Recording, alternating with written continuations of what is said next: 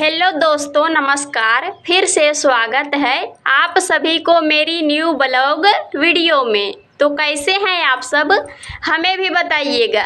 हाँ, और आज के इस ब्लॉग में मैं कुछ दिखाने वाली नहीं बल्कि बहुत ही अच्छा चीज़ बताने वाली हूँ दोस्तों।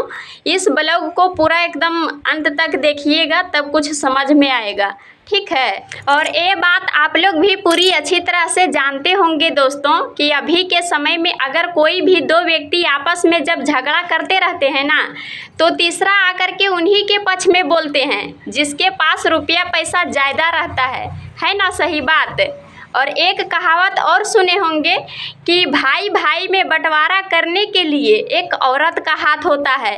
तो ये सब बात हमारे सामने एकदम सच साबित हो गया है दोस्तों। और क्या बात है, अभी तुरंत ही इसी वीडियो में बताने वाली हूँ, ठीक है। तो जैसे कि मैं अपना दादा ससुर के बारे में पिछला ब्लॉग में बताई थी दोस्तों, तो वही सब बात को लेकर के पैसा का खर्चा तो होगा ही।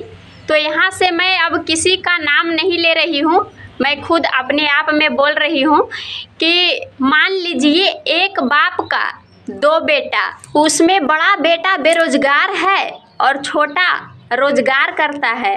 तो बड़ा बेटा जब बेरोजगार है ही तो घर में तो रहेगा ही, और छोटा रोजगार करता है तो कहीं दूसरे जगह पे रहता है क्या।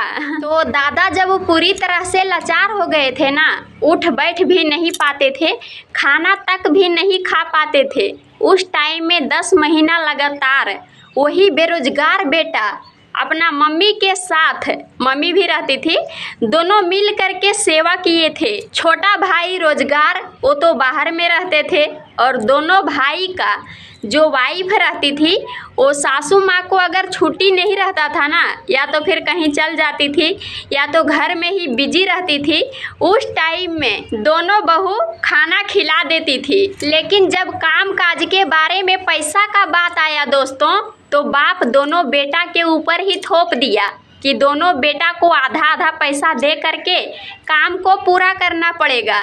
तो बड़ा बेटा बोला कि हम अभी पैसा नहीं दे पाएंगे, 1 महीना के अंदर आपको हम दे देंगे, अभी किसी तरह से काम चला दीजिए। और छोटा बेटा पूरा पैसा नहीं दिया, लेकिन आधा से कुछ ज़्यादा ही दे दिया था। तो उसमें भाई कुछ भी नहीं बोला, भाई भाई में कुछ भी नहीं हुआ। लेकिन जो छोटी बहू थी वो इतना नाचने लगी, इतना बोलने लगी, क्या ही बताऊं कि वो पैसा नहीं दे पाएगा तो उसका मैं ज़मीन ही लिख लेती हूँ, लिखवा दीजिए, लिख दीजिए। पूरा एकदम कहानी शुरू कर दिया। जैसे लग रहा था कि वो सारा ज़मीन हिस्सा जो भी है सब उसी को ही हो जाएगा। जब वो नहीं मानी तब फिर उसके ही मनपसंद व्यक्ति को बुलाया गया, जिसका वो बात मानती थी। वही व्यक्ति उनको इतना डांटा, इतना बोला कि हम बता नहीं सकते हैं। तब फिर वो शांत हुई है और अभी तक वैसा कुछ बात नहीं बोल रही है। ऐसे होते हैं इस दुनिया के लोग, जितना रहे उससे भी ज़्यादा खोजते हैं, है ना। सही बात।